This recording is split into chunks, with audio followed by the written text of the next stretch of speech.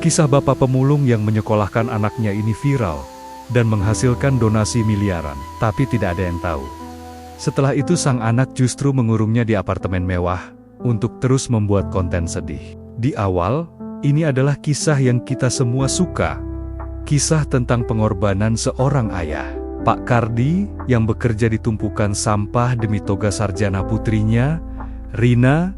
Foto mereka viral, dan kebaikan hati netizen Indonesia mengubah hidup mereka dalam semalam. Tapi cerita ini tidak berakhir di sana. Apa yang terjadi saat berkah miliaran rupiah jatuh ke tangan anak muda yang ambisius, dan bagaimana sebuah kisah inspiratif bisa berubah menjadi sebuah penjara yang mewah. Kisah ini adalah sisi gelap dari sebuah viralitas. Tonton sampai akhir, dan kalau kalian merasa cerita ini penting untuk dibagikan, jangan lupa subscribe sekarang. Jauh sebelum azan subuh pertama berkumandang, hari Pak Kardi sudah dimulai. Gerobak tuanya yang terbuat dari kayu dan ban bekas berderit, memecah keheningan ganggang sempit di pemukiman pemulung. Baginya, tumpukan sampah yang menggunung di ujung jalan bukanlah sesuatu yang menjijikkan. Itu adalah tambang emas, sumber harapan bagi satu-satunya harta dalam hidupnya. Hartanya yang paling berharga itu bernama Rina, putrinya. Setiap botol plastik yang ia pungut adalah sebuah bata untuk membangun masa depan Rina. Setiap lembar kardus yang ia kumpulkan adalah selembar halaman buku di tas putrinya.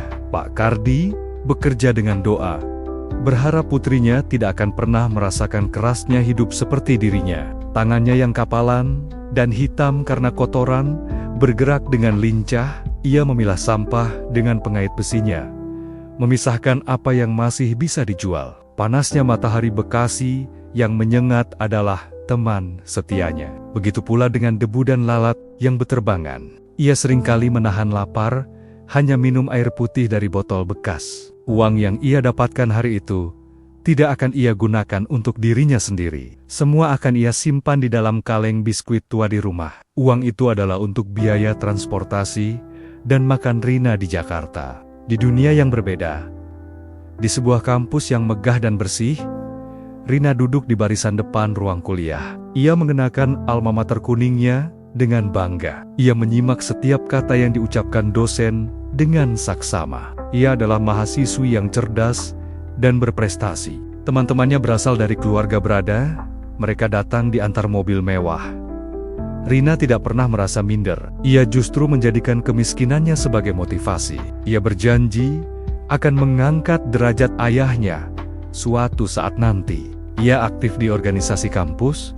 Ia sering belajar di perpustakaan hingga malam. Ia tahu betul, pendidikan adalah satu-satunya jalan keluar dari gubuk triplek tempat ia dibesarkan. Ia adalah cahaya harapan di tengah tumpukan sampah ayahnya. Tidak ada yang tahu bahwa di balik senyum baktinya, ada sebuah ambisi yang sangat besar. Ambisi untuk menjadi kaya, untuk diakui, untuk memiliki semua yang tidak pernah ia miliki. Ambisi yang suatu saat nanti akan membutakan hatinya. Sore itu, Pak Kardi pulang dengan tubuh yang letih. Gerobaknya tidak terlalu penuh hari ini. Namun di tangannya, ia membawa sebuah harta karun, sebuah novel tebal berbahasa Inggris yang ia temukan di tumpukan sampah majalah. Kondisinya masih bagus. Rina menyambut ayahnya di depan gubuk mereka yang reot. "Bapak bawa apa?" tanyanya. Pak Kardi memberikan buku itu dengan senyum bangga. "Buat Rina belajar," katanya. Rina menerima buku itu. Hatinya terenyuh oleh perhatian ayahnya yang sederhana. Rina lalu menunjukkan selembar kertas hasil ujiannya pada sang ayah. Deretan nilai A terpampang jelas di sana, dengan pujian dari dosen di bawahnya. Pak Kardi menatap kertas itu. Matanya yang lelah mulai berkaca-kaca. Ia mengeja setiap huruf dengan bangga. Meskipun ia sendiri tidak pernah sekolah tinggi, ia memeluk putrinya dengan erat. Aroma keringat dan sampah dari tubuhnya menempel di alma mater Rina yang bersih. Rina tidak menghindar. Ia membalas pelukan ayahnya dengan erat. Momen itu adalah bukti cinta mereka yang tulus dan murni. Hari kelulusan Rina akhirnya tiba. Pak Kardi mengambil cuti dari pekerjaannya. Ia mengenakan kemeja batik terbaiknya yang sudah usang, satu-satunya yang ia miliki. Dengan menumpang truk sampah temannya, ia pergi ke Jakarta untuk menghadiri wisuda putrinya. Di dalam ballroom universitas yang megah dan dingin, Pak Kardi merasa seperti butiran debu. Ia duduk di barisan paling belakang, di antara para orang tua yang mengenakan jas dan gaun mewah. Ia mencoba menyembunyikan tangannya yang kapalan, merasa sedikit tidak pantas berada di sana. Namun semua rasa mindernya lenyap saat nama Rina dipanggil ke atas panggung. Ia menerima ijazahnya dengan predikat cum laude. Pak Kardi berdiri dan bertepuk tangan paling keras. Air mata kebanggaan mengalir deras di pipinya yang keriput. Semua pengorbanannya selama ini terasa terbayar lunas. Setelah upacara selesai, para wisudawan berfoto dengan keluarga mereka. Rina, di tengah kerumunan itu, menkari-kari sosok ayahnya. Saat ia menemukannya berdiri canggung di dekat pilar, Rina langsung berlari menghampirinya. Ia tidak peduli pada tatapan teman-temannya. "Bapak!" teriaknya. Ia langsung memeluk ayahnya yang tampak kecil dan rapuh di antara orang-orang tinggi. Pak Kardi balas memeluknya, menangis di bahu putrinya. "Selamat nak," bisiknya dengan suara bergetar. Rina lalu menarik ayahnya keluar dari gedung. Ia ingin berfoto di tempat yang lebih berarti. Ia membawa ayahnya ke tempat gerobak sampahnya dititipkan. Di sanalah momen bersejarah itu terjadi. Rina, dalam balutan toga dan kebaya wisudanya yang anggun, berpose memeluk ayahnya yang mengenakan kemeja usang dan topi caping. Di samping mereka, berdiri gerobak tua yang menjadi saksi bisu perjuangan mereka. Salah satu teman Rina mengabadikan momen itu dengan kamera ponselnya. Malam itu, Rina mengunggah foto itu dengan sebuah tulisan yang menyentuh. Di balik toga ini, ada keringat, doa, dan cinta tak terbatas dari ayah paling hebat di dunia. Tulisnya. Dalam sekejap, unggahan itu meledak. Ribuan likes dan komentar mulai membanjiri layarnya. Dan Rina tersenyum, melihat sebuah pintu kesempatan baru telah terbuka sangat lebar. Keesokan paginya, gubuk reot mereka tidak lagi sunyi. Puluhan wartawan dari media online dan kru televisi telah mengepung tempat itu. Kamera-kamera besar dan mikrofon diarahkan ke wajah Pak Kardi, yang tampak bingung dan kewalahan. Ia tidak terbiasa menjadi pusat perhatian. Ia hanya ingin bersembunyi. Namun Rina, dengan cerdas, mengambil alih situasi. Ia berdiri di samping ayahnya, melindunginya dari serbuan pertanyaan. Dengan bahasa yang tertata rapi, ia menceritakan kembali kisah perjuangan ayahnya. Ia menangis di saat yang tepat. Ia tersenyum penuh syukur di saat yang tepat. Ia memainkan perannya sebagai anak berbakti dengan begitu sempurna. Di depan kamera, ia memeluk dan mencium tangan ayahnya berulang kali. Pak Kardi hanya bisa diam, merasa canggung, namun juga bangga melihat putrinya yang begitu pandai berbicara. Ia tidak menyadari bahwa ini adalah awal dari sebuah pertunjukan. Para tetangga pemulung mereka hanya bisa menonton dari kejauhan. Mereka ikut senang melihat keluarga Kardi menjadi terkenal. Mereka tidak tahu bahwa ketenaran ini akan membangun dinding yang akan memisahkan mereka selamanya. Salah satu stasiun televisi besar membantu mereka membuka rekening donasi publik. Nomor rekening itu disebarkan secara luas di berita dan media sosial. Dan dalam semalam, keajaiban digital terjadi. Donasi mulai mengalir masuk dari seluruh penjuru Indonesia. Rina terus-menerus memandangi layar ponselnya. Angka di aplikasi mobile banking Nia terus bertambah dengan kecepatan yang mengerikan. Dari jutaan, menjadi puluhan juta, lalu ratusan juta, hingga akhirnya menembus angka 1 miliar rupiah. Pak Kardi menatap angka itu dengan mulut ternganga, jumlah yang tidak bisa ia hitung. Rina menatap angka itu dengan tatapan yang berbeda. Bukan lagi tatapan haru, melainkan tatapan kekuasaan. Matanya berkilat-kilat, membayangkan semua hal yang bisa ia beli dengan uang itu. Ambisi yang selama ini tersembunyi, kini mulai menunjukkan wujudnya. Pak Kardi menyarankan agar sebagian besar uang itu disumbangkan ke tetangga mereka yang masih susah. Namun Rina menolaknya dengan halus. "Ini amanah untuk kita, Pak," katanya. "Kita harus gunakan dengan bijak untuk masa depan Rina."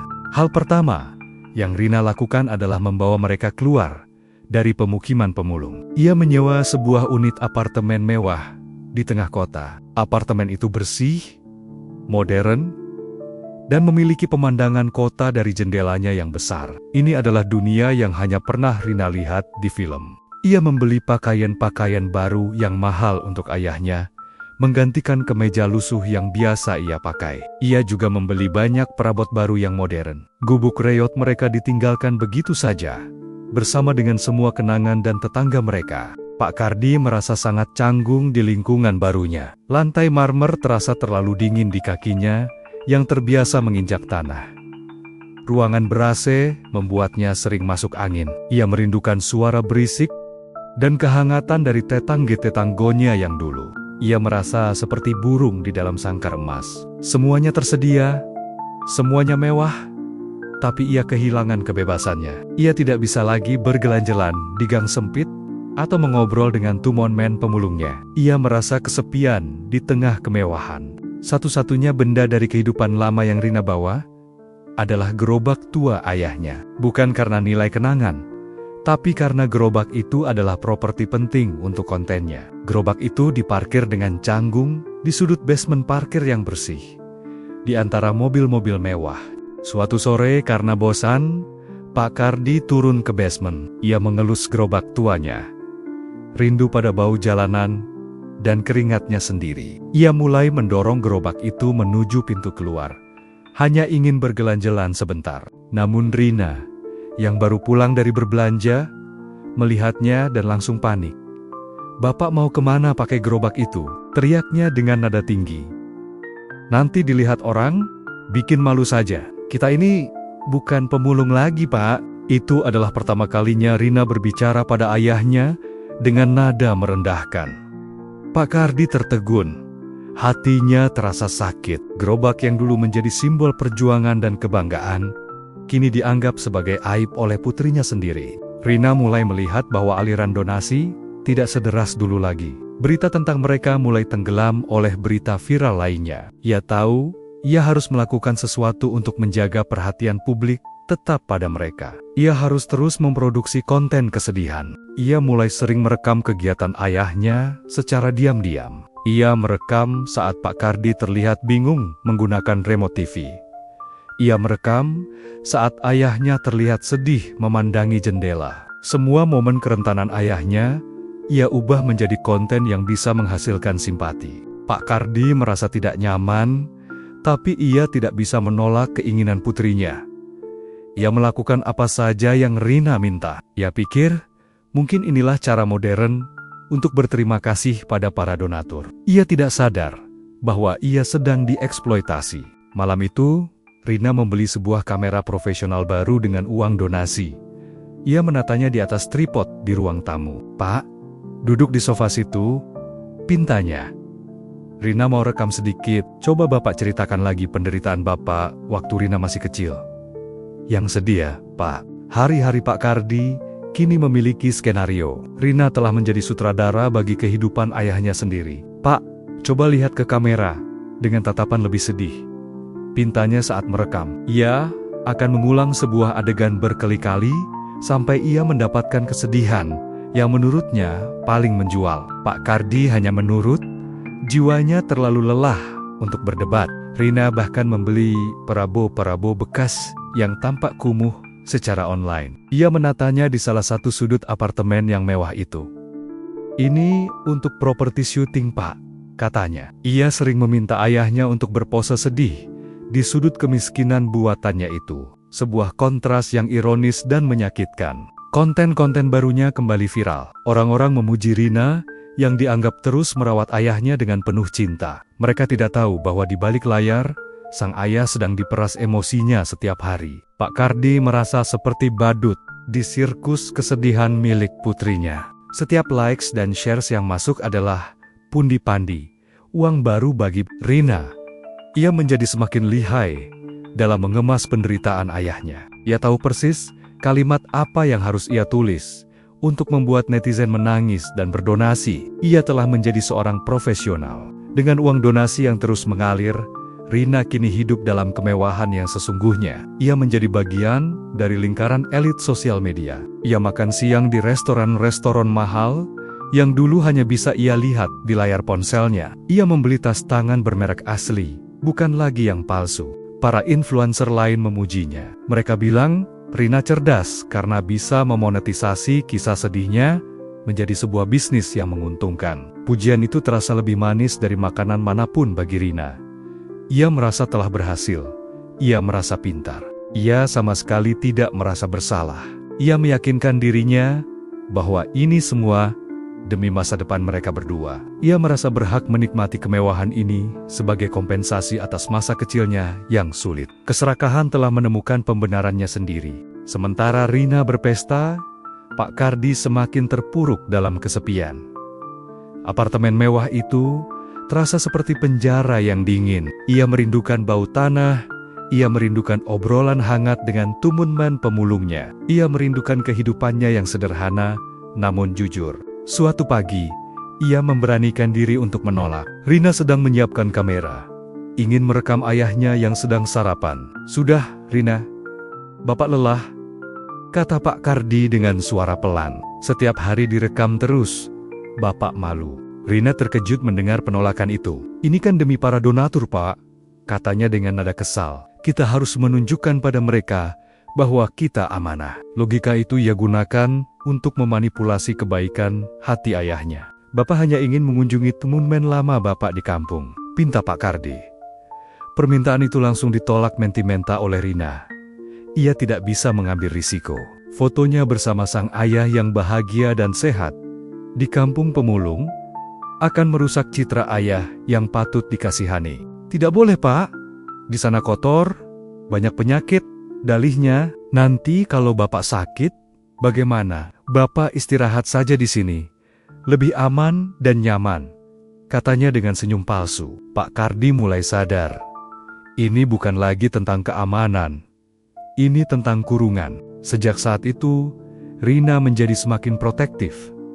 Atau lebih tepatnya, posesif. Ia mulai membatasi interaksi ayahnya dengan dunia luar. Ia tidak lagi mengizinkan tumonmen lama ayahnya menelepon. Ia beralasan, ayahnya butuh istirahat total. Suatu hari, Pak Kardi mencoba untuk berjalan-jalan sendiri di lobi apartemen. Namun ia dihentikan oleh satpam karena tidak memiliki kartu akses. Ia baru sadar, Rina tidak pernah memberinya kartu akses pribadi. Ia tidak bisa keluar atau masuk gedung ini tanpa izin putrinya. Saat ia bertanya pada Rina, putrinya itu menjawab dengan enteng. "Kartu aksesnya cukup satu saja, Pak. Biar tidak hilang," katanya. Pak Kardi menatap jendela besar yang menampilkan pemandangan kota dari ketinggian. Ia kini adalah seorang tahanan di langit, terkurung di dalam gubuk emasnya. Pintu apartemen itu kini adalah gerbang penjaranya. Ia tidak bisa keluar.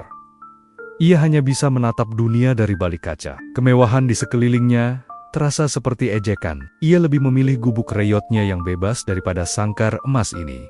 Puncak kengerian itu datang pada suatu sore. Rina sedang melakukan siaran langsung di media sosialnya. Ia kembali menceritakan kisah perjuangan ayahnya dengan berlinang air mata. Ia meminta Pak Kardi untuk duduk di sampingnya sebagai properti hidup. Pak Kardi hanya duduk diam dengan tatapan kosong. Di tengah siaran langsung, sebuah notifikasi donasi dalam jumlah sangat besar muncul di layar. Ratusan juta rupiah dari seorang pengusaha kaya yang tersentuh. Rina sejenak lupa bahwa ia sedang diawasi oleh ribuan mata. Wajah sedihnya yang dibuat-buit seketika berubah.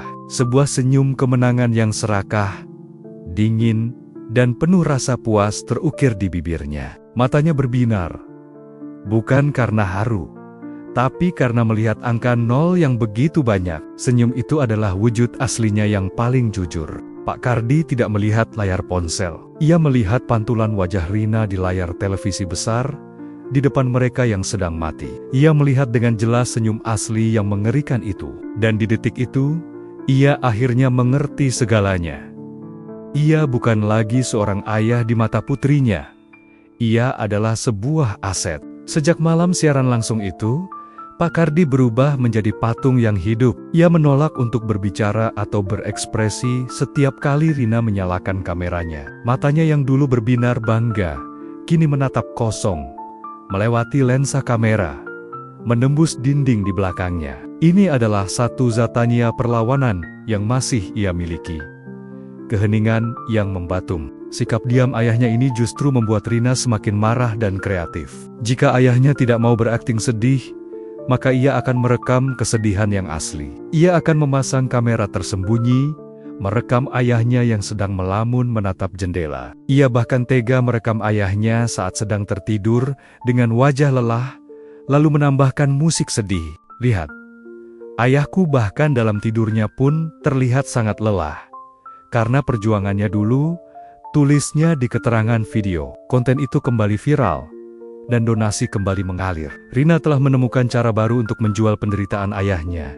Bahkan, saat sang ayah menolak untuk bekerja sama, Pak Kardi sadar ia sedang dieksploitasi tanpa henti. Setiap sudut apartemen mewah ini terasa seperti panggung sandiwara. Ia tidak punya privasi, tidak punya martabat. Ia hanyalah objek, bahan baku untuk konten putrinya. Namun, para pengikut Rina di media sosial bukanlah orang-orang bodoh. Mereka mulai melihat keanehan yang konsisten pada diri Pak Kardi.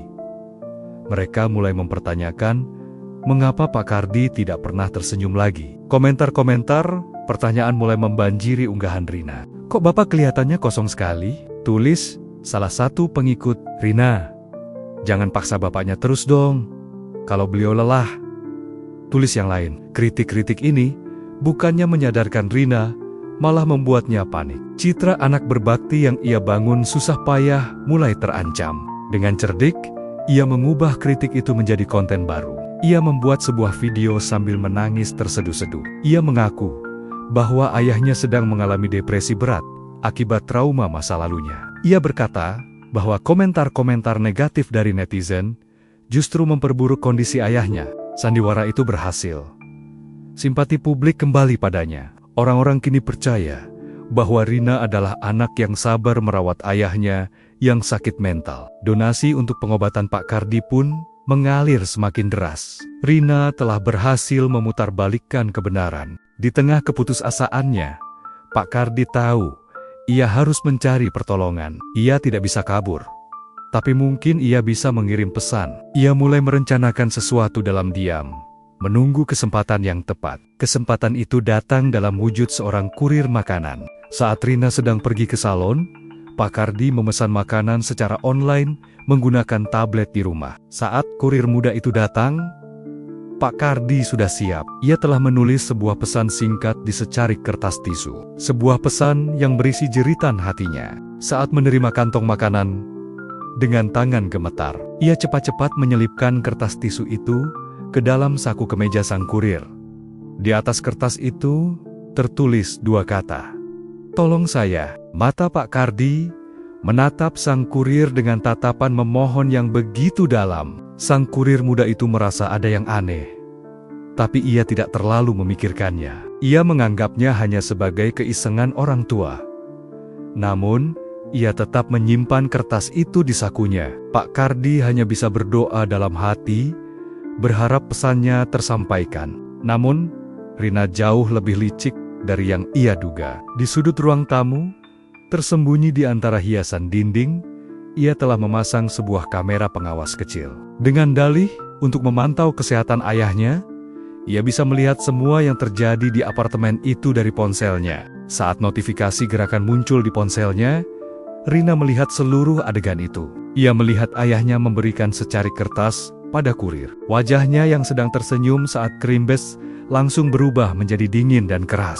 Ia segera membayar dan bergegas pulang. Ia mencegat kurir itu di lobi apartemen. Dengan senyum manis yang dipaksakan, ia berkata bahwa ayahnya suka bercanda dan memberikan kertas aneh. Ia meminta kertas itu kembali sambil memberikan uang tip dalam jumlah yang sangat besar. Sang kurir yang kebingungan akhirnya memberikan kertas itu dan pergi. Rina masuk ke apartemen. Gerakannya tenang namun menakutkan. Ia tidak berteriak atau marah. Ia hanya berjalan ke arah ayahnya yang sedang duduk gemetar, lalu menunjukkan kertas tisu yang sudah diremasnya. "Bapak mau coba kabur?" tanyanya dengan suara berbisik yang dingin. "Kalau Bapak coba lakukan ini lagi," lanjutnya, matanya menatap tajam, "Rina akan pastikan tidak akan ada lagi yang pernah mendengar kabar tentang Bapak selamanya." Ancaman itu terasa lebih menyakitkan dari pukulan manapun. Pak Kardi tahu putrinya tidak main-main. Sejak hari itu, hukumannya menjadi lebih berat. Rina menyita semua kertas dan alat tulis di apartemen. Ia memutus sambungan telepon rumah. Ia memastikan ayahnya benar-benar terisolasi dari dunia luar. Satu-satunya interaksi ayahnya dengan dunia adalah melalui lensa kameranya. Pak Kardi kini benar-benar seorang tahanan. Ia tidak punya cara untuk berkomunikasi. Ia tidak punya cara untuk meminta tolong. Ia hanya bisa menatap keluar jendela ke arah dunia yang bergerak bebas di bawah sana. Malam itu, Pak Kardi berdiri di depan jendela apartemen yang sangat besar dari lantai ke-30. Di bawah sana, lampu-lampu Jakarta berkelip seperti permata, sebuah pemandangan yang dibeli dengan harga penderitaannya. Ia menempelkan tangannya di kaca yang dingin, merasakan dinginnya kesendirian. Ia adalah orang miskin yang terpenjara di puncak dunia, lebih kesepian dari siapapun. Bulan-bulan berlalu dalam kurungan sunyi di langit Jakarta itu. Kesehatan Pak Kardi merosot tajam, baik fisik maupun mental. Jiwa dan raganya seolah menyerah, lelah dikhianati oleh darah dagingnya sendiri. Ia kini hanyalah bayangan dari pria pekerja keras yang dulu. Matanya kosong dan tak bernyawa. Rina melihat asetnya ini mulai kehilangan nilainya. Kontennya menjadi monoton, dan donasi tidak lagi sederas dulu. Dalam kepanikannya, ia merencanakan satu pertunjukan besar terakhir. Sebuah siaran langsung bertajuk Doa Bersama untuk Kesembuhan Ayahku, yang ia promosikan secara besar-besaran. Ia berharap bisa memerah simpati publik untuk terakhir kalinya, mendapatkan gelombang donasi raksasa sebelum ayahnya benar-benar tidak bisa lagi digunakan. Keserakahannya telah mencapai tingkat yang paling dingin dan penuh perhitungan. Ini adalah pertaruhan terakhirnya. Pak Kardi hanya bisa pasrah. Ia terlalu lemah untuk melawan. Ia melihat putrinya menata lampu dan kamera di sekitar ruang tamu. Apartemen itu tidak lagi terasa seperti rumah, melainkan sebuah studio film yang dingin. Ia adalah aktor utama yang tidak pernah menginginkan perannya. Di hari siaran langsung, Rina mendandani ayahnya. Ia mengenakan ayahnya baju koko putih yang bersih dan sebuah peci. Ia ingin ayahnya terlihat saleh, rapuh, dan patut dikasihani. Ia menempatkan sebuah Al-Quran besar di pangkuan ayahnya sebagai properti. Pak Kardi duduk diam di kursinya yang empuk, tubuhnya terasa begitu ringan dan kosong. Ia menatap Al-Quran di pangkuannya. Kitab suci yang mengajarkan tentang kebaikan dan bakti kini digunakan sebagai alat untuk sebuah kebohongan besar. Sesuatu di dalam hatinya yang telah lama padam mulai menyala kembali. Ia teringat pada secari kertas tisu yang dulu ia tulis pesan minta tolongnya yang gagal. Kertas itu tidak pernah Rina buang, melainkan ia simpan di laci sebagai pengingat akan kemenangannya atas sang ayah. Sebuah ide, sebuah percikan keberanian terakhir muncul di benak Pak Kardi. Saat Rina sibuk menyiapkan kameranya, Pak Kardi dengan gerakan yang sangat pelan dan hati-hati mengambil kertas tisu itu dari laci meja di dekatnya. Ia menyelipkannya di antara halaman-halaman Al-Quran di pangkuannya. Tidak ada yang melihat perbuatannya yang sunyi itu. "Pak, sebentar lagi kita mulai," kata Rina tanpa menoleh. "Seperti biasa ya, Pak. Cukup duduk diam dan terlihat sedih. Jangan coba-coba berbuat aneh." Pak Kardi tidak menjawab. Ia hanya menatap lurus ke arah lensa kamera yang gelap. Siaran langsung pun dimulai. Rina membuka acara dengan isak tangis yang sangat meyakinkan. Ia bercerita tentang betapa berat perjuangannya merawat sang ayah sendirian. Ia meminta doa dari puluhan ribu penonton yang sedang menyaksikan. Komentar-komentar bernada simpati dan doa membanjiri layar. "Sabar ya, Karina. Semoga Bapak cepat sembuh. Amin." Notifikasi donasi pun mulai bermunculan. Dari puluhan ribu hingga jutaan rupiah. Rina tersenyum di sela-sela tangis palsunya. Ia lalu mengarahkan kamera ke ayahnya. "Lihat, ayah saya hanya bisa diam," katanya dengan nada sedih. "Tapi saya tahu, di dalam hatinya, beliau berterima kasih pada kebaikan kalian semua." Pak Kardi hanya menatap kamera dengan pandangannya yang kosong. Saat Rina sedang sibuk membacakan komentar dan mengucapkan terima kasih pada donatur besar, Pak Kardi mulai bergerak. Gerakannya sangat pelan, nyaris tak terlihat. Ia menggunakan sisa tenaga terakhir yang ia miliki. Ini adalah kesempatannya yang terakhir. Ia mengangkat Al-Quran di pangkuannya dengan kedua tangannya yang gemetar. Awalnya, penonton mengira itu adalah bagian dari pertunjukan. Mereka pikir Pak Kardi ingin ikut berdoa. Rina pun tersenyum bangga, mengira ayahnya akhirnya mau bekerja sama. Pak Kardi membuka kitab suci itu di bagian tengah. Ia tidak menunjukkannya pada Rina. Ia menunjukkannya lurus ke arah kamera, lurus ke arah puluhan ribu orang yang sedang menonton. Tangannya gemetar hebat, namun tatapan matanya kini tajam dan penuh tujuan. Di antara halaman yang terbuka itu, terselip dengan jelas secarik kertas tisu yang kumal. Di atasnya, tertulis dua kata dengan spidol hitam yang gemetar. "Tolong saya." Pak Kardi menahan Al-Quran itu di sana. Matanya menatap langsung ke lensa, sebuah permohonan bisu yang memekakan. Selama beberapa detik, tidak ada yang mengerti. Namun kemudian, kolom komentar meledak. "Itu tulisan apa? Bapak kenapa?" Saya baca tulisan, "Tolong saya." "Apa maksudnya ini, Rina? Kamu, AP?" Komentar simpati berubah menjadi badai kebingungan, kecurigaan, dan kemarahan. Rina, yang bingung melihat perubahan drastis di kolom komentar, akhirnya menoleh ke arah ayahnya. Ia melihat apa yang sedang ayahnya tunjukkan ke kamera. Wajahnya seketika berubah. Senyum manis dan air mata palsunya lenyap dalam sekejap, digantikan oleh ekspresi syok, panik, dan kemudian kemurkaan yang asli dan tidak tersaring. Sebuah wajah monster yang tidak pernah ia tunjukkan pada dunia. Siaran langsung itu masih berjalan. Ribuan penonton menjadi saksi dari transformasi mengerikan itu. Mereka melihat kebenaran di mata Pak Kardi yang memohon, dan kebohongan di wajah Rina yang kini penuh amarah.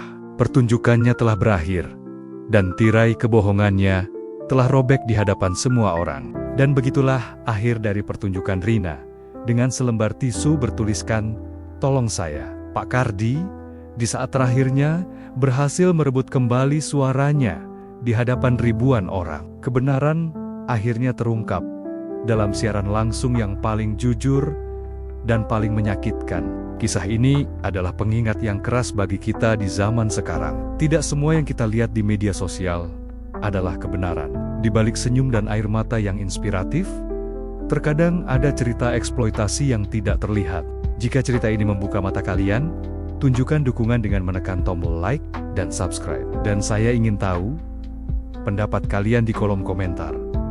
Menurut kalian, apa bahaya terbesar dari viralitas di media sosial? Mari kita berdiskusi. Sambil menunggu kisah berikutnya, kalian bisa tonton cerita kelam lainnya di sini.